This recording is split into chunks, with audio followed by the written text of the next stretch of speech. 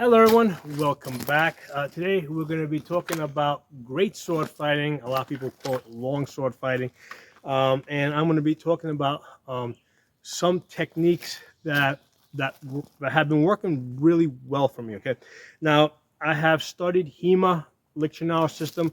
I actually started doing that some 18 years ago. Okay, so I was studying Hema in isolation, and then I started doing SCA fighting, and what happened is, as I was doing my SCA fighting, that was also being done kind of in isolation. The two were sort of separate from each other. Um, so I was learning one, learning the other. Okay, and then I started realizing that, hey, you know what? You know, there's a lot of similarities between the two. Okay, so a lot of the ideas you may, like in SCA fighting, they have a different name, or but they're really accomplishing the same thing. So over the last, I guess, year and a half, I've really gotten into great sword fighting, and I want to share some of the things that have been working successfully for me, but also put it in a historical context with regards to like these historical manuals, okay, and kind of show you guys, what the stuff that I do, what's the stuff that I do that works, and where it can be seen in the historical manuals. Okay, so we're going to do both, sword versus sword, right? Like great sword versus great sword, and we're also going to do a great sword against shield. Okay, I love fighting against shields, primarily because it's just so challenging. Okay, but anyway, so I'm using this hole over here to simulate an opposing sword. Okay, so the thing that, like, the first idea with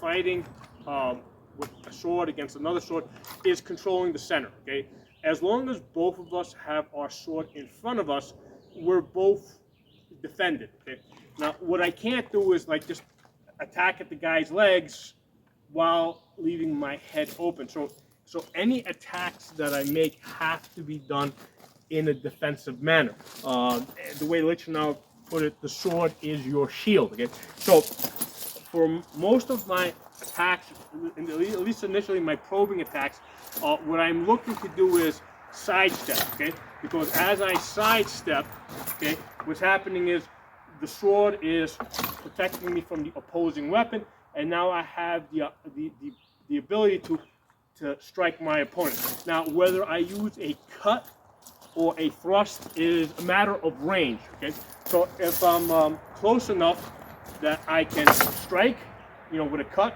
while defending myself, I'll make a cut. If I end up a little bit out of range, and it might be because they pull back a little bit, okay, I'll just follow through with the thrust. Okay, so that's like very, very like introductory lecture stuff. Okay, now the other thing I'm going to say is that when you practice this stuff, practice with your gauntlets. It's not likely that you're going to be fighting barehanded. Okay, so whatever sword you plan to be using, whatever hand protection you plan to be using, practice with that. So I like using these hard shell clam gauntlets, and I like using a sword that has a pretty thick grip, so I can hold it with these gauntlets, and it feels pretty comfortable. Okay, so I don't like using swords that have very thin grips, because it just doesn't work well with these type of gauntlets. Okay, so you gotta match up your gauntlets to your weapon. Okay, so that's really, pretty simple stuff there. So what will happen is, as we are here, a lot of times we're going to find ourselves, we're both going to strike these diagonal cuts. In the Lich system, they refer to it as the Zornhau, the strike of wrath. So we come in diagonally over here, and from here we're both kind of fighting for the center. Okay, we're both trying to sidestep each other to thrust through or cut through. So one of the ideas that I've come to really appreciate from the German system is the idea of using leverage. Okay, so this part of the sword down here, that's what they call the strong. It gives you more leverage. That up here is the weak. It's faster. So the classic response to the Zornhau is your Schwarzhau, right? So now exactly what is happening here? So we're here, we got the swords basically crossed. We're both about at the same point of the sword here. Well, what I want to do is I want to make a cut, but what I'm really doing here is I'm getting the strong of my sword on the weak of his blade. So from this position here, I'm able to get a cut. Okay, so this is a leveraging move.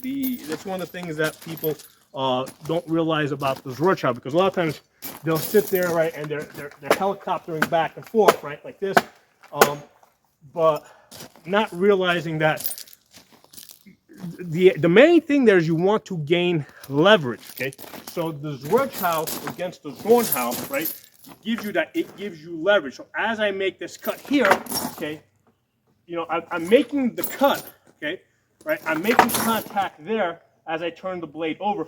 But the more important thing is my strong is on his weak, and that's what allows me to push his blade to the side and make that cut. Now, what's going to happen is, depending on the calibration that's required, a lot of times I'll make contact, but it's not strong enough, right? So like in the SCA, when we're fighting with rattan swords, it has to be of sufficient power.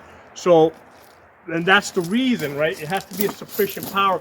I assume that, hey, maybe it won't be good enough. So from here, right, we're here in this bind, okay, I make my Schwarzhau, and then from there, I'll immediately cut over to the other side. Because from here, I've got the rotation, right? I've got the blade in front of me that's blocking me as I cut to the other side, okay? So there's a purpose there, right? There's a purpose to the Schwarzhau, right, or this high horizontal cut.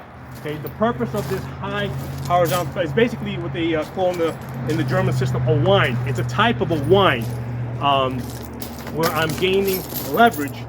Okay, from here I'm rotating the blade up, I'm moving my body to also, because basically that's also going to generate torque and force, right? And I have no choice. I have to maintain blade contact unless he for some reason pulls off of it. But most likely they're going to want to keep pressure, right? So from here, I'll step to the side. I'll make that cut. You know, maybe he moves his blade over and maybe it doesn't make contact. But as he moves his blade over, right, to block that, he's opening up on the other side. But then I'm going to come around to the other side and make that cut the whole time blocking myself. Again, the sword is my shield. So, so the thing that makes that strike work initially is the leverage. We're looking for leverage, trying to get his weak on my strong. Now, if somebody's going to do that to me, right? So let's say they get the jump on me, right? So we meet here, and they start cutting to that side. Well, the answer to the Schwarzhau that I have found, okay, is the Schildhau. Okay, so the Schildhau, the way it's normally shown, right? You're here, and you're striking with the back side of the blade as you push the blade over. Okay, so you're pushing the blade over. So if somebody tries to Schwarz me on that side, what I'm going to do, and it doesn't look like in the textbook where it's down here, but it's the same thing, it's just higher up. So as they come around to that side, what I'm doing is I'm bringing my blade over, all right? Because I'm trying to, because basically they're trying to get leverage on me. I am countering that by bringing my strong over and then striking down, okay? So the way that's going to look like, it's going to come over, right? So here, I'm going to catch it here and then cut over like that. Okay, so to me, that's a variation of the Schildhau. Okay, and that's my counter to their Schwarzhau, where they're trying to gain leverage, and with that high horizontal strike, well, I'm going to counter by pushing my blade over to take back that leverage. I'm trying to get on their tip and then make that downward cut. Okay, so that's how I use the the Shielhau. Shielhau. Now, the other thing that I will make a lot of use of is the Scheitelhau. Right now, the Scheitelhau, the way I learned it, okay, was basically it's a high vertical cut, right, and shown like this. You're coming, you're coming up in hands like that, right? Right. So what I'll do is a lot of times from the bind, we'll cross swords here, and what I'll do is I'll just, basically I'm coming behind. I can even do it to this side or to the other side. Okay. On the other side, it looks a lot like a duplier. Okay. So duplier being a little bit more sideways, but same idea. I mean, I consider the duplier to be a type of Scheitelhau, right? Where instead of coming down vertical, you're just coming down a little bit to the side, but the same idea. Here, let me take off the gauntlets for a second. So with the Scheitelhau, right? See that? Okay. So from here, right, I'm just coming behind their blade. See here, the cross guard is protecting me. Okay, again here the cross guard is protecting me. So I'm basically sneaking behind their blade, trying to get, essentially I'm curving the sword around their defense, right? By doing that or like that. Okay. So I have found a good deal of success with that, and even in the SCA, where we have to hit with sufficient force, I'm able to hit with sufficient force just with that push-pull action. Let me get the gauntlet back up.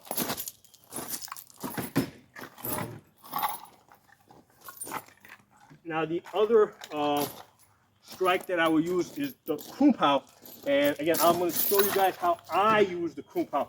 Now the Krumpau is typically, it's a crooked strike. So basically you're striking like this, or you're striking like that. The way Lichtenauer shows it, you're typically striking to the hands, or you're striking to the blade and then the head, right? So the way Lichtenauer shows it, you're here, crooked strike there, and then from there you come over to the head. That's not how I use it, okay? But it's the same idea though. It's a crooked strike. The way I use it is I use it as a hook, okay? So we're here. If he strikes to my, let's say if I'm leading right side and he strikes to my right side, what I will do is I will basically turn the sword over, and then from there go to the head. So I am kind of striking their blade, but they're usually striking my blade. Okay, so they'll usually, so it's the same idea. I mean, the blades do make contact. So I wait to take contact on my blade. All right, here, let me unhook this.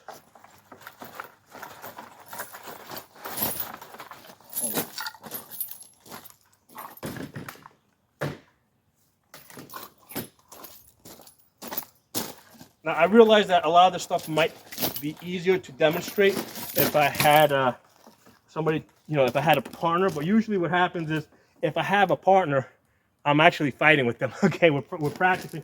We're not doing demonstrations. Okay, so that's why usually most of these instructional videos that I do, they're solo, because like right here today I don't have anybody to fight with, so I might as well do a video on it. Okay. So here we are. Okay, so I've got somebody, they strike me here, and what I'm going to do is I'm going to basically turn the blade down like that. So there's my crooked strike.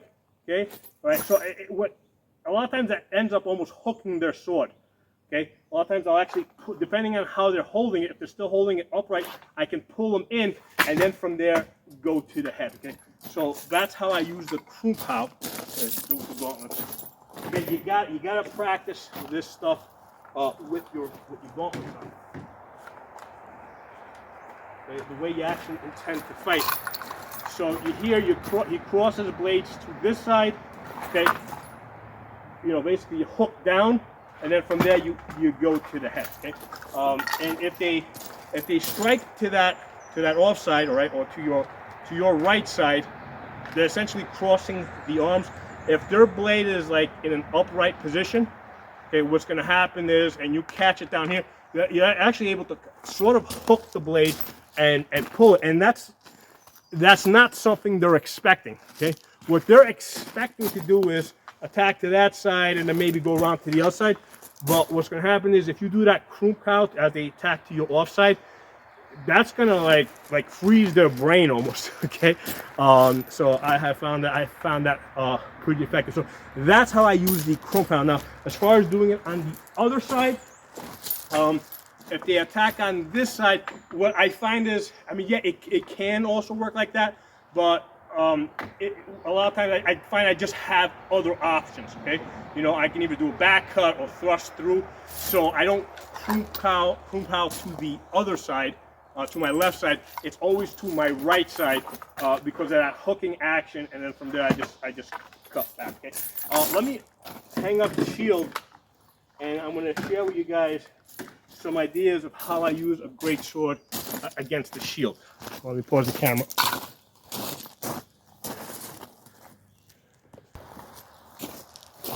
Actually, before I hook up a shield, I want to show you guys what I would do as if I'm fighting with a shield against a greatsword or against a polearm for that matter.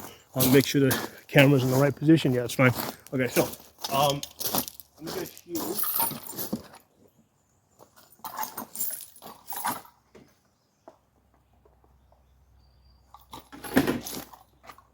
Okay, so I'm a shield man, and I'm fighting against either another greatsword or some type of a polearm. Okay, so here's the thing. His sword is a little bit longer than mine, right? So what I don't want to do is stand at a range where he can hit me, but I can't hit him. Okay, so I either want to be out of range or I want to be in range. Okay, so what I want to do is I want to use my shield as I come in to make contact, bind his weapon. Once I bind his weapon, you know, I'm free to attack wherever I want, okay? Because basically, you know, he only has a single weapon. You know, I have two weapons. I have a shield and I got a sword. And once I get that contact, you know, now I'm free to attack wherever the opening is, okay? So that's the most basic strategy that you're gonna see with a sword and shield against a greatsword or a polearm, okay? So now we're gonna flip it around. I'm going to be the guy with the greatsword, okay? And I'm going to be fighting against the shieldman. Okay, let me put this down and let me set that up.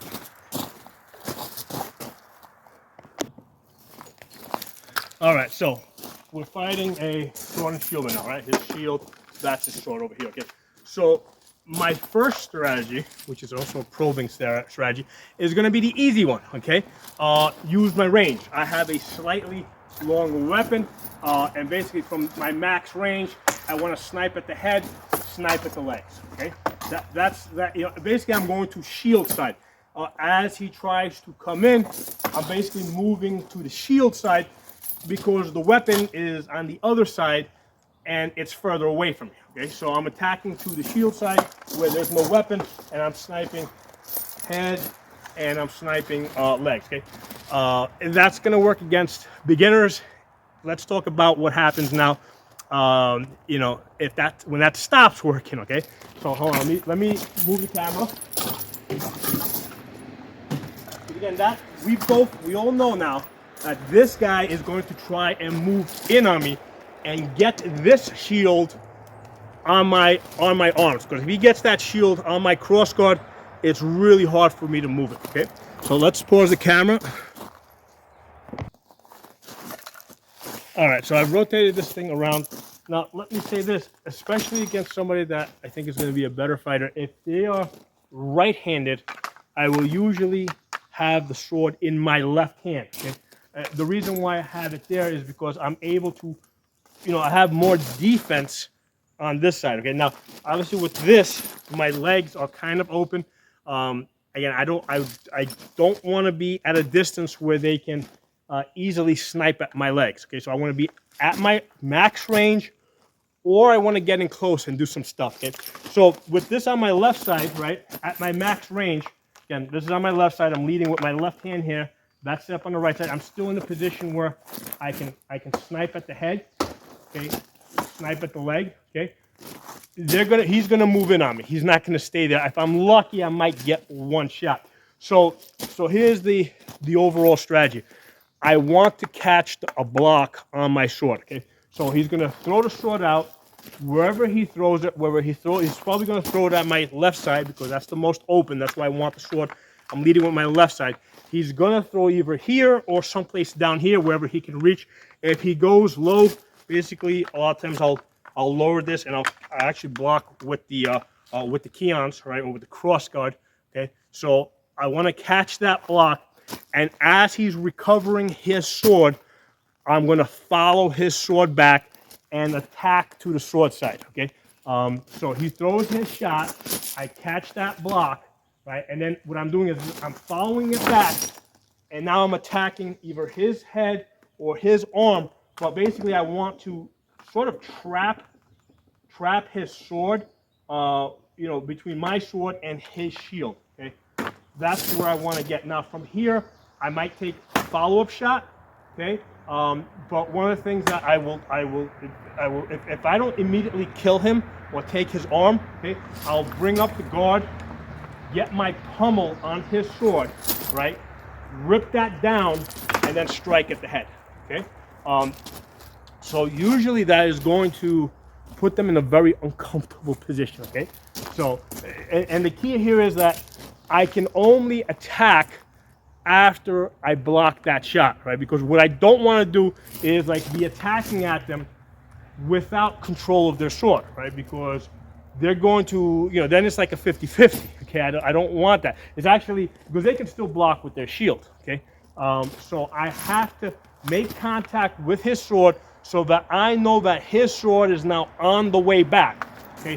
While they're recovering their sword, I'm going to come in, okay, strike the head, strike the arm if I can. Good chance that they're going to sword block it, okay? All right, but now I know where their sword is. It's not completely trapped, but it's sort of trapped. Get my arms up. Remember, even if I catch them with my arm over here, at this distance they can't hurt my arm. They can't hit me hard enough, right? Get this up. Use my arms or my pummel to drag the sword down, and as I'm dragging the sword down, I'm striking at their head, okay? Now the counter to this, right, what they're going to do,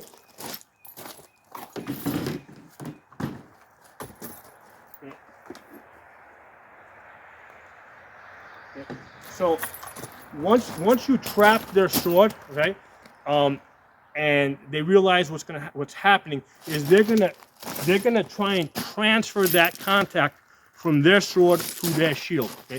So they're gonna move their shield over and then try to free their sword. They may have to pull out, right?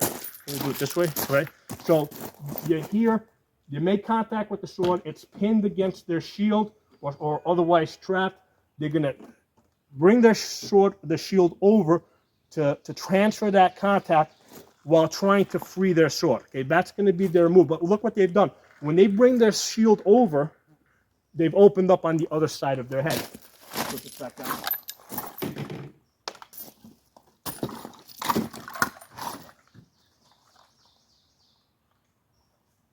All right, so let's go through this play again. Okay, he's righty, I'm leading with my left. Okay, if he was lefty, I'd be leading with my right. Okay, because I want to have maximum defense on their sword side. Okay, so they're gonna throw a shot, whether it's to my left side or right side. I'm gonna block it. I'm gonna basically follow it back and attack in such a way. And if they attack to this side, I can also attack that way, right? So again, same thing. I gotta follow it up and try and trap. Okay, so I'm gonna try and trap their sword. Get the pummel on the sword, okay? They're now going to transfer the shield over, right? So they're going to try and, let's rotate this. Okay, so I'm here, they're going to transfer everything over, right? So from there, I'm attacking to the other side of the head where they opened up, okay? Now from there, I need to get out. So I'll get out, maybe shoot to the legs, but basically at this point, I'm going shield side there to get out of there. Because the reason is because when I attack to that side, I've lost control of their sword. And once I lose control of their sword, they're free to attack me anywhere they want. So I need to make an attack and get out of there. All right, so let's try that again. So I'm here, right? I take that block, right? So they throw some shot, I block it, okay? I follow it back, okay? There's a weird position. There you go. Oh, I got tangled up there. Okay, follow it there. Maybe I hit them, maybe I didn't. Get in close, get my arm up. Sometimes it gets really ugly up here, wrestling. Sometimes from here I'm actually able to take a shot, okay? They're going to try and transfer that shield over. And when they do that, I'm gonna strike to the other side, and then from there, you know, just get out of there and throw a shot towards their legs as you get out of there. Okay? So those are the basic ideas of how I fight with a greatsword or long sword against the shield. Okay, so drop some comments below. Let me know what you guys think. If anything is not clear, let me know, and I'll try and do another video. Yeah, it's not very far. It's like 2.5 hours, 2 hours, 4 minutes. I don't know if tank is the right word.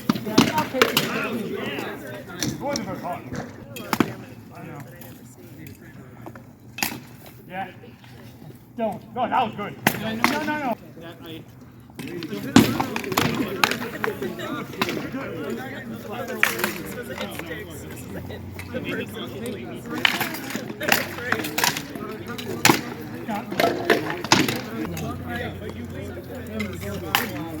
What if you took that and just sidestepped underneath? No, you're out of position.